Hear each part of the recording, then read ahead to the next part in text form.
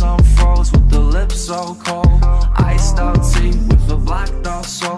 Wrist unfroze with the lips so cold. Iced out tea with the blacked out soul. Wrist unfroze with the lips so cold. Iced out tea with the blacked out soul. Welcome to another really dope interview with a local artist. I'm joined today by the one, the only Dead Rose. How you doing, brother? I'm doing good, G. How are you? I'm doing really good, yo. We sitting here. I'm waiting on that next slide. Waiting on that next slider, you know. We got these special shout outs to Reaper Films. You know, he made these what do you call them? Reaper burgers. Yeah, bro. Reaper burgers.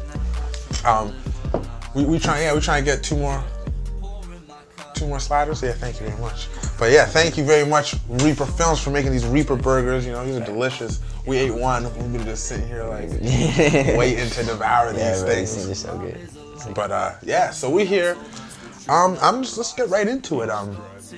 You're originally from Kelowna. Yeah. Right. Tell me a little bit about how it was growing up there. In Kelowna? Yeah. It's quiet. I don't know, man. It's chill. It's like, it's a pretty secluded place, so it's kind of like in its own bubble. So like people are like, I don't know. It's not the worst place to grow up. It's not the best place to grow up. It's definitely like gave me a bit of a drive to like want to get out of there. You know what I mean? Where it's like there's nothing happening here, so I want to like go out, get into the world, start doing my shit for real. And it's hard to like get enough exposure. We're in Kelowna, but like growing up there, it was I don't know, usual shit. Usual shit. Yeah. I know you recently did a show out there. Yeah, we went back for a quick show. How was that experience, and how was like the reception when you? It's good because like I have a really like my fan base in Kelowna is like really like dedicated. Like they're a really strong fan base. So every time I go, they always show like crazy love. So like CRIM came with me too, and IVANY did, and they both got a lot of love from Kelowna too, which is nice. And they're still getting a lot of love from Kelowna. So like I appreciate the city for that. But you know. No, that's dope. That's dope. Yeah. What was your first introduction to, or like your earliest like memories of music? Of music? Yeah. Shit, like first memories, basically. Like, I don't know. My parents played music when I was like a little kid and stuff. It's not, my parents weren't musicians really. Like my dad played guitar and shit, but he never like, did anything with it. But like there was always like music present, you know. And then I just like, when I got to be 6, I started acting actually. So I was I was an actor. I was an actor for like 10 years. So I started acting, and I started playing around with like, funny enough, I did like musical theater shit, which is funny as shit, bro. Word. Like, yeah, I don't know. Like you have to do a lot of vocal training with that. So like I don't know. My mindset when I was like younger, like I went to go see a show, and like I saw people up on the stage, and like all these people were coming to this theater to see this person up on the stage, right? It's like a venue packed up with like 400 people or like 300 people, like to like see this one guy, right? Or like not one guy, but like see this show, right? So when I was a little kid, my like mindset looking at that, I was like, shit. Like I basically just looked at my mom and I was like, Mom, like I want to be on the stage. And then I like went and I like just started doing it like right then that year. I did that shit for like 10 years until I was like really bored of it. Gracias. And oh fuck yeah, thank you. Yeah, until I got bored of it, and I did like 6, 7 years of vocal training too, which was like musical theory and shit. So I did all of that, which helps a lot with like music now. And I didn't even know what the fuck I was doing it for. You're just doing it, but everything happens for a reason. Everything is like, yo, that's crazy. Vocal training. So what are some things you gotta do, like vocal exercises and like, yeah, I don't know, you just like learn how to fucking use your voice properly, like not sing through your nose, like how to project, use your diaphragm, fucking just proper singing practice, and like understanding a range. Like I know I did fucking Royal Conservatory, like I did 3 years of Royal Conservatory music, and like that shit. You're quite a. It sucks, bro. Royal Conservatory music sucks, dude. Musical theory is like the worst shit ever, bro. And like I did the vocal training side of it too, and it's the kind of shit where it's like you play like a note on the piano and it's like, all right, sing like a major third above this, or like sing like a minor third below it, or something like that. And I have to you have to sing the pitch and then sing the note underneath it, like, and then you go through the full test and it's to sing like a song and shit, and it's like, and you gotta like do a full written exam. I did that shit for like 3 years until I was like, fuck it, I'm good. You're quite a educated musician out here, actually. That's like I know you're saying like it sucked and stuff, but that sounds no, it's like valuable shit. Yeah, that, like you understand music on a different level than most people because of that. Yeah. I feel like. Yeah, I guess so. Yeah, I don't know. For sure, it definitely helped me with some stuff. 3 major fifths of the what? Like a lot of people listen to this and are like, what? Yeah, what are you talking about? Yo, that's crazy though. That's actually crazy studying music theory. I always like thought about it, wrestled with it in my mind about if I wanted to take take musical theory in school, post-secondary or something to take, but I don't know. I was just didn't have the desire for it. That's so cool. So what kind of music did you listen to growing up, and what kind of music do you listen to now? Like rock when I was younger. Like growing up, I started off with like classic rock shit, like Pink Floyd, like the Beatles, fucking Led Zeppelin. Then it's like, as I got a little bit older and I started to like get my own taste, I went more into like the 90s and stuff, and I started listening to like Nirvana and like, I don't know, more punk rock shit. Like Green Day was my shit growing up. And I started getting into like Arctic Monkeys and stuff too eventually, and like more of that like chill wave, but like still rock. I don't know, just I like rock. That's what I listened to for like a long time. I never listened to hip hop and shit until I was like middle school. So that'd be like, I guess that's like 12. So when I was like 12, I started listening to like Kendrick and shit, and then I, like from there I like started like really being like, oh shit, like I like hip hop. And I started like looking into it more and like listened to all the Future a bit when I was younger, and I don't know. Okay. So did a bunch of different shit, and then like yeah, here I am. But like yeah, it was definitely a lot of like rock influence when I was younger. I listen to now like I don't know, like a lot of my own music because I kind of mix it all the fucking time. But and then like I don't know, I love Lil Peep, like that whole wave of music. Like Lil Peep, Lil Lotus, yeah, Cold Heart, yeah, rest in peace. Cold Heart, I loved X's music too.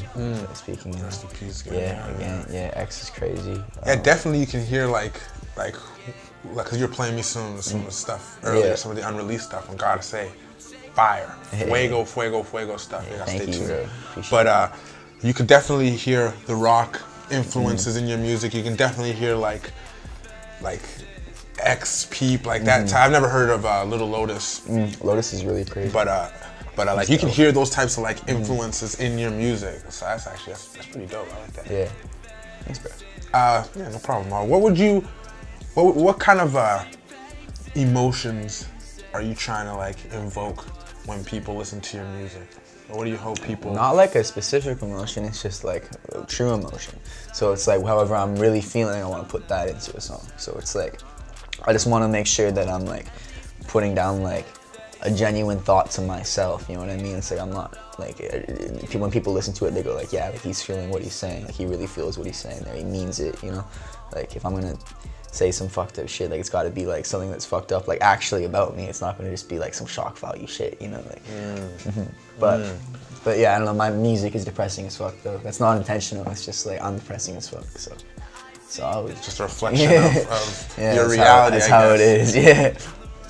Basically. Okay. Where do you? So I guess I was gonna ask, where do you draw your inspirations for your music from? But I guess it's just real life. It's just real life shit, man. Like it's like when I'm in a mood and I need to, like, my mic is my therapist. So it's like when I need to get something out, I just gotta record it. You know, there's like no better way to get that out than just recording it, because like you just gotta say something sometimes. So you just say it. That's fire. Yeah. So yeah, let's talk a little bit about your music. In preparation for the interview, I was listening to some of your songs and stuff, and I came across Painted Faces. I really enjoyed that track. I suggest if you haven't heard it, Painted Faces, Dead Rose, Video check it out. Soon. Video coming soon. But I kind of wanted to ask you about that song and like how it came about and the meaning behind the title. It's an interesting song actually. Like originally, that song, I actually made a song when I was like 7, like 'cause I used to write music when I was like on the guitar and shit.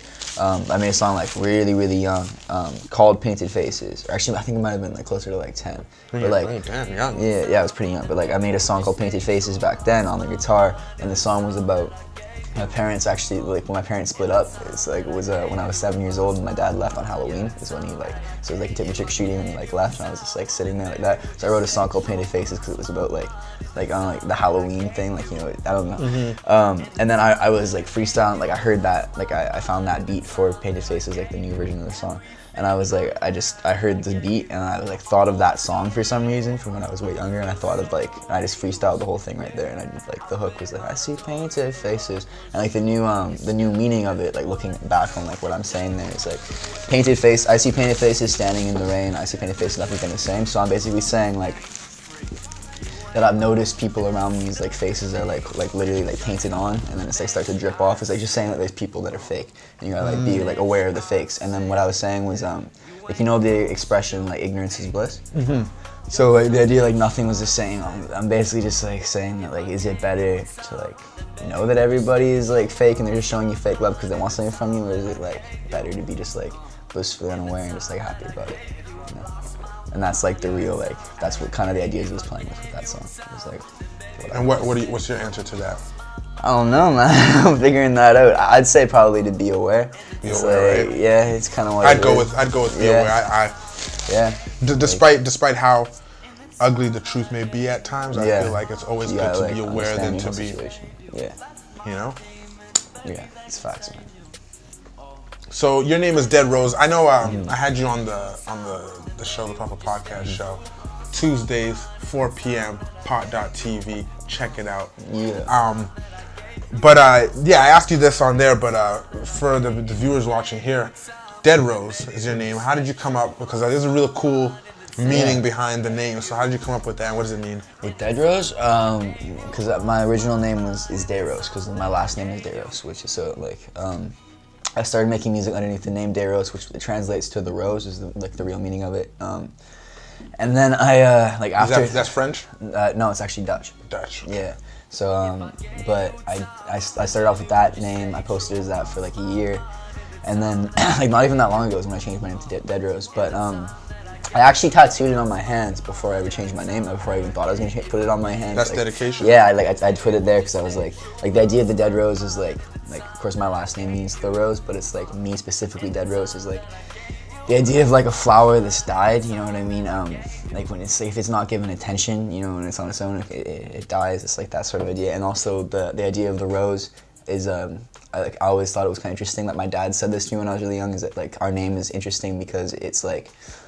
The idea is it's a beautiful flower, but if you get too close to it, it pricks you. So because it has the thorns on it, right? So it's like that sort of thing. I don't know. I always just like that name. So That's a deep meaning. I like that. Yeah. I like that though. And then I put my album was Dead Rose too, and like I released a project called Dead Rose, and then once it came out, then I was like. Just gonna roll with it. It's like fuck it, I'm just gonna be called Dead Rose. Dead Rose like now. fuck it, man, that's my name now. Yeah. People were already calling me it too. Like they started calling me that, so I was like, fuck it, man. Like, it's a better name anyway. It's easier to search up. So I was like, shit. Yeah, I like that name. I like that meaning too. Thanks, like bro. you know. Yeah. It's a beautiful flower, but you know, if you get too close, you're gonna get pricked. Yeah, exactly. So what do you hope to accomplish with your music? With my music? Yeah. Just to make some lasting art. Like something like meaningful, something true. That's really it. If I can like help people too through it, like if people hear it and like they can see that somebody else is going through similar things as them, or they can like see that somebody else can relate. I can help them with that. Then like that's great too. But really, it is like my music is for me to express myself at the end of the day, and it's like I want to make art.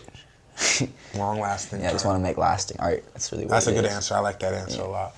Yeah, like for me personally, I know that a lot of my favorite music and the music that I like that sticks with me the most and lasts the most is like the stuff that I can relate to when people are like going through something, and I'm just like, okay, yeah, because it helps me feel a little better. Like you said, that to know that there's someone who's gone through this, who's feeling the same way. You know, you're not alone. You're not the only one, and like, here's how I'm dealing with it. And we live in an era of meme rap too, bro. Like we live in an era where it's like some of the biggest people like out there in the industry are literally just like people who got famous by just trying to be like the biggest meme they can, basically just like do something that's really outrageous, really fucking stupid to like get to the top. And it works. but at the same time, how long are they gonna stay like that? Yeah. Exactly. Like, you know, I don't know, bro. Exactly. Yeah, I'm trying to make real music. That's what it is. Like, it's just trying to make music that lasts. Music with some substance, you know, more than just like a And like I like some turn up music too. Like some turn up music is good. I'm not trying to categorize people like that either. It's just like, you know what I mean? Like there's those certain artists where it's just like, it's just meme rap, bro. Like there's no, like they're just trying to fucking get your attention by doing something like that. Like it's just, I don't know. I don't. Yeah, if you actually sit there and like listen. Yeah, to they're not saying anything. They're not saying anything, bro. It's like, what the fuck are they even talking about? And we're alike in that sense that I do like turn up music. There is a time and a place for it, but personally, the stuff that I like to listen to and the stuff that I like to create, I like it to have, you know, some substance, some meaning, something that when you sit down and listen to it, you're just like, okay. And there can be turn up music that lasts forever. Like you can have some crazy songs that are like, that is like long lasting. Like there are hits that can be like fucking crazy bangers that are like not necessarily like a crazy like deep like a sad emotional meaning or like something that's just like lit, and that song can like last for a long time. Like we have tons of fucking like crazy like hits throughout history that are fucking like those kind of songs like to turn up to, to like dance to, like, and that they still last for a long time. They just gotta be like a fucking like it's just gotta have something to it, you know? Like, you gotta have that something, you know? Yeah. That special something. Yeah, exactly. Like, those not every, yeah, it's hard to get a turn up song that's gonna last throughout the ages. Only, you know, only a few of the greats, and sometimes not even greats. Like sometimes it's like one hit wonders. Like I think of songs like Who Let the Dogs Out. You know, that's like a turn up song, like an old school turn up song, but that's a turn up song. Like if you listen to it, like Who Let the Dogs Out, like there's no real substance or meaning to it, but that song will live on forever because it was just, you know, it's just that time, I guess. We will rock you. Yeah, that song's fire though. That song is fire. It smells like Teen Spirit. Like, you know what I mean? Like, it smells like Teen Spirit. Yeah, Nirvana, bro. Here we are now, entertain us. Yeah, that shit's a fucking like, yeah, it's bro, like those kind of songs last. It's just that they gotta be the right ones. They gotta be the right ones. Yeah. That's true. You can't just be doing it for like shock value. I feel you. Yeah. So we live here in the 604, Lower Mainland, BC, Van City, Greater Vancouver area, whatever you want to call it. In your opinion, what do you think us as like a local music scene or a community that we got to do to kind of elevate our stature on the national and international like stage? You have to focus. It's all about like the focus, because like as of right now, there's no real. In Vancouver, there's not that much of a structure, to be honest. Like, it's kind of just like, I've only been here for a few months, right? But like, there's no obvious like scene of like exactly what the sound is from Vancouver. Like nobody knows what the sound is from Vancouver is like yet.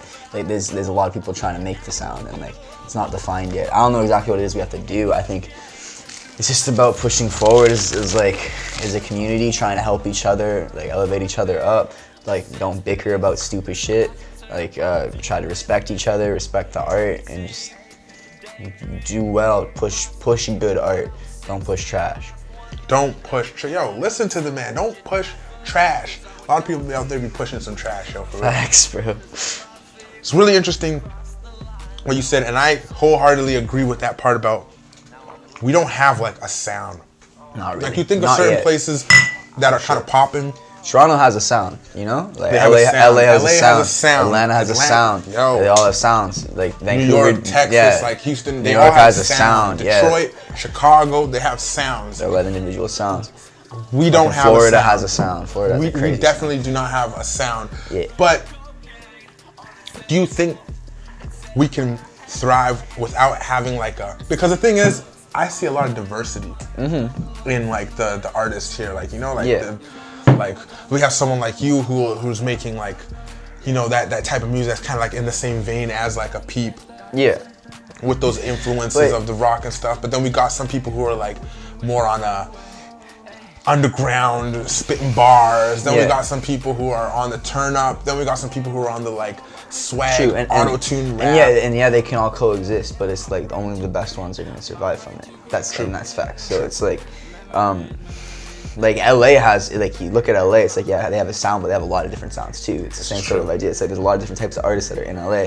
Like, it can still be working like that. It's just like, someone's gotta pop first, is basically what I'm saying. Okay, so with saying that, do you feel like the first person who pops or makes it big will define the sound. They'll start to, or they'll definitely help to guide it. Like it'll be a start. You know what I mean? It's like when the Florida scene popped off. Like there was certain people that started it that like definitely like affected the way that the music scene went forward in the city from there. You know what I mean? It's like doesn't mean that every artist is gonna sound the same after that. It just means like the way things are done, the way things are handled in that city, like the whole atmosphere of the city, the way that like the music scene is handled there is gonna start to change. That's when that like it just like there's got to start being like a just like a regular like pattern. I don't know, it's hard to explain. No, I hear you. You know what I'm saying though? Yeah, I get you. And I like, yeah, like, I'm agreeing with you 100% there. Yeah, that's crazy. I wonder because then if that's the case, if the person who does make it first is gonna guide the sound, then it's gonna be very interesting. Or they'll just fuck off. It's either they'll guide the sound or they'll just move. They'll just move to LA or something. Yo, that's the other thing that happens a lot. I notice a lot of that too. A lot of Vancouver artists, they'll start popping off them, and then they'll dip out. They'll go it's like you have to bounce somewhere else to like kind of like increase your name though. Like I respect moving around a lot. Like I actually do. Like Peep, you mentioned Peep earlier. Peep's a good example of that. Like Peep, when he was starting off his career, he was homeless basically for most of his career, and like homeless. Like he would like.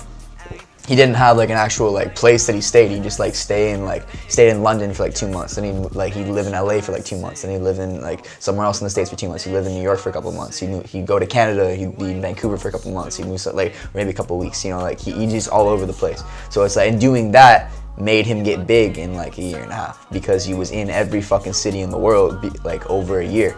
Just like living there, like meeting everybody there. They're all like, oh yeah, I know who that is. Like every time that so it's like his fan base got so fucking big so fast because he's like face-to-face interaction is actually how it happens, like for real. Like trying to do it online works, but it's like everybody's trying to do it over the internet. You actually there's a certain point where you have to go out and you have to meet the people that you're talking to because they want to see you. They want to like there's a certain point where it's like they want to see the person that they're listening to. There's more to it. They want to like get the show, you know, like because they're only really hearing like when you hear it, you're just getting half the experience, right? This is true. Yeah, this is like true. half the artist, right? Videos help. Visuals is very important, especially in this. I think now more than ever, visuals is very important because, like you said, hearing it, it's only half. Yeah. Seeing it visually, whether like obviously face to face. Touching and meeting the people is the best way, but seeing something visually, whether it be like an interview like this or a music video or just something that's a visual representation of the music, also helps as well. Since you said you've been down here in Greater Vancouver area for a few months now, has there been some people who've been like instrumental or maybe had a positive impact on your music, or some people that you just want to like give some props to? CRIM for sure. Shouts out CRIM, shouts out Nino, shouts out Ala, shouts out Young IVANY, the youngest flexer. The youngest flexer. Fronto 47, shout out Broke Boy Chew, shout out fucking Heatwave introduced me to all of you guys in the beginning, so I always have to shout him out. Shout out EBA Mob, I guess. Fuck, bro. Shouts out everybody, bro. There's a lot of motherfuckers that were like that I like. I don't know. It was like Vancouver definitely like welcomed me like really fast. Like, and I was really thankful for that. I met people super quick, you know. So yeah, it's dope. That's what's up. Yeah. So you're having a good experience living down here. Sure, bro. Okay, that's what's up. For sure. That's what's up. It feels like home already. Like, hey, that's what's up.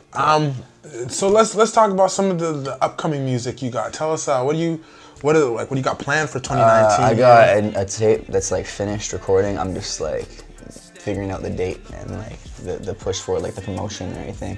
Are we talking like maybe first quarter of the year? Yeah, first couple months for sure. First couple months, okay. I'm thinking probably February sometime. Okay, dope. So it's called You Killed Me First. And it's a quick little tape I got for you. Probably around 9 tracks. 9 tracks. Yeah.